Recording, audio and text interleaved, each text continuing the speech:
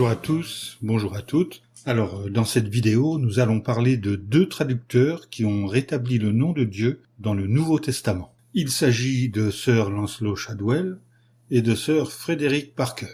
Ces deux traducteurs anglais pensaient que le nom de Dieu devait être rétabli dans le Nouveau Testament. Alors, pourquoi rétabli ? Parce que selon eux, le nom divin y figurait à l'origine, mais plus tard en avait été retiré. Comment sont-ils arrivés à cette conclusion ? Shadwell et Parker savaient que les manuscrits existants de ce qu'on appelle en général l'Ancien Testament étaient écrits à l'origine principalement en hébreu, que ces manuscrits contenaient le nom de Dieu des milliers de fois. Ils se sont donc demandé pourquoi les manuscrits du Nouveau Testament, à leur disposition, omettaient ce nom sous sa forme complète. De plus, Shadwell avait remarqué que là où les manuscrits du Nouveau Testament utilisaient des expressions courantes de l'Ancien Testament, telles que l'ange de Jéhovah, les copistes du Nouveau Testament en grec avaient de toute évidence remplacé le nom de Dieu par des termes comme Kurios, par exemple, qui signifie Seigneur. Avant que Shadwell et Parker aient publié leur traduction, d'autres traducteurs avaient rétabli le nom de Dieu dans leur version anglaise du Nouveau Testament, mais de façon relativement rare. Avant 1863, année où Parker a publié une traduction littérale du Nouveau Testament, il semble qu'aucun traducteur anglais n'avait rétabli le nom de Dieu abondamment dans une édition publiée du Nouveau Testament. Mais alors, qui étaient Lancelot Shadwell et Frederick Parker ? Commençons par Lancelot Shadwell. Cet homme est né en 1808 et est décédé en 1861. C'était un avocat. Il était le fils de Sir Lancelot Shadwell, vice-chancelier d'Angleterre. Il appartenait à l'église anglicane. Même s'il croyait à la Trinité, il respectait le nom divin qu'il appelait le glorieux nom de Jéhovah. Dans sa traduction des évangiles de Matthieu et de Marc, il a employé Jéhovah 28 fois dans le corps du texte et 465 fois dans des notes.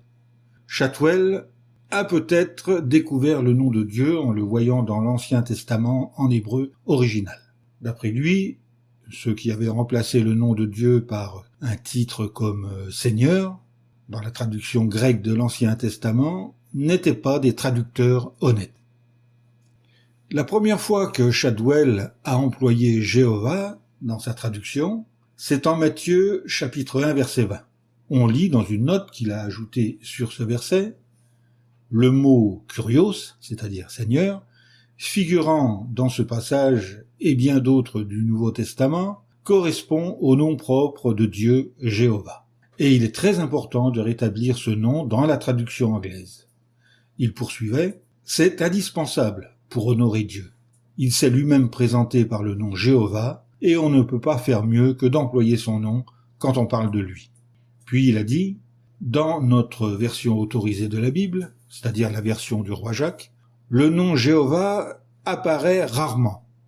Au lieu du nom propre de Dieu, on trouve le Seigneur ou d'autres titres.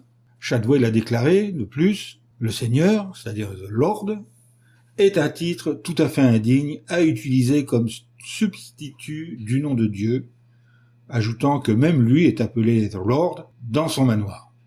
Dieu s'est lui-même présenté par le nom Jéhovah, et on ne peut pas faire mieux que d'employer son nom quand on parle de lui. Notez que Shadwell a publié sa version de Matthieu en 1859, et une version réunissant Matthieu et Marc en 1861. Mais son œuvre s'est achevée là. Il est mort le 11 janvier 1861 à 52 ans. Toutefois, son travail n'a pas été vain. Parlons maintenant de Frederick Parker.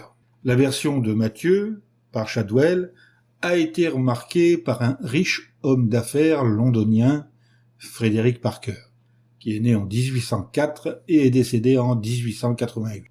Cet homme s'était mis à traduire le Nouveau Testament quand il avait eu une vingtaine d'années à peu près. À la différence de Shadwell, Parker rejetait l'enseignement de la Trinité.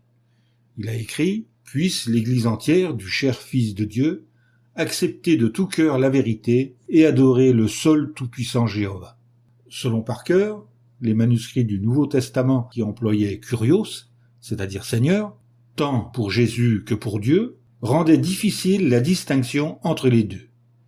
Il était donc intrigué de voir que dans certains contextes, Shadwell avait rendu Curios, Seigneur, par Jéhovah. Comment Parker en est-il arrivé à ces conclusions?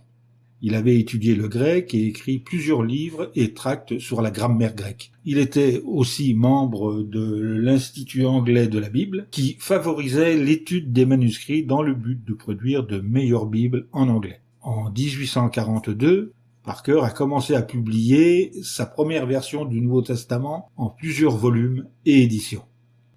Depuis quelques années, Parker écrivait sur des questions telles que « Quand Curios, c'est-à-dire Seigneur, désigne-t-il le Seigneur Jésus et quand désigne-t-il le Seigneur Dieu? Pourquoi Curios, c'est-à-dire Seigneur, est-il souvent utilisé grammaticalement comme un nom et comme un titre? Quand Parker a vu la version de 1859 de Matthieu par Shadwell et ses commentaires sur Seigneur, Curios, cela l'a convaincu que dans certains contextes, le titre Curios devait être traduit par Jéhovah. Il a alors révisé toute sa traduction du Nouveau Testament pour y faire figurer Jéhovah partout où il estimait que le contexte ou la grammaire du grec le demandait. Ainsi, dans l'édition de 1863 de sa version du Nouveau Testament, en un seul volume, cette version contient le nom divin 187 fois dans le corps du texte. Il semble que ce soit la première version anglaise, publiée, à utiliser le nom divin dans toutes les écritures grecques chrétiennes, c'est-à-dire le Nouveau Testament. Plus tard, en 1864, Parker a aussi publié un ouvrage comparant sa version du Nouveau Testament et la version autorisée, c'est-à-dire la Bible du roi Jacques. Le but recherché, en associant ces deux versions en un seul volume, était d'indiquer les endroits où sa version était différente de la version autorisée. Pour illustrer l'importance de rétablir le nom de Dieu, Parker a signalé plusieurs versets dans la version autorisée, comme dans la lettre aux Romains au chapitre 10, verset 13, où on lit « Quiconque fera appel au nom du Seigneur sera sauvé ». Il a demandé « Qui pourrait deviner à partir de la version autorisée que dans ces versets, c'était Jéhovah et non pas Jésus-Christ, notre Seigneur, dont il était question ?» Question intéressante, n'est-ce pas? Poursuivons. Parker a dépensé des milliers de livres, c'est-à-dire une fortune pour l'époque, afin de publier et de faire connaître ses tracts, ses articles et autres écrits. En seulement un an, il a dépensé 800 livres, ce qui équivaut aujourd'hui à plus de 100 000 livres sterling, ou 115 000 euros, si vous êtes en Europe. Il a aussi envoyé à titre gratuit des copies d'un grand nombre de ses publications à des connaissances et à de hauts ecclésiastiques pour avoir leur avis. Les écrits de Parker et ses traductions du Nouveau Testament, imprimées en très peu d'exemplaires, ont reçu des moqueries, bien entendu, de la part de certains érudits, entre guillemets. Ceux-ci n'ont pas estimé à leur juste valeur les efforts sincères que Parker, ainsi que Shadwell et d'autres avaient fournis pour rétablir le nom de Dieu dans le Nouveau Testament en anglais. Voilà. Donc, dans les commentaires, je vous mettrai des liens vers les sources de cet article. Bien, donc cet article est terminé. Je vous dis, bien, continuez à creuser la Bible et dirigez-vous vers la lumière de la vérité. Et je vous dis à bientôt pour une nouvelle vidéo.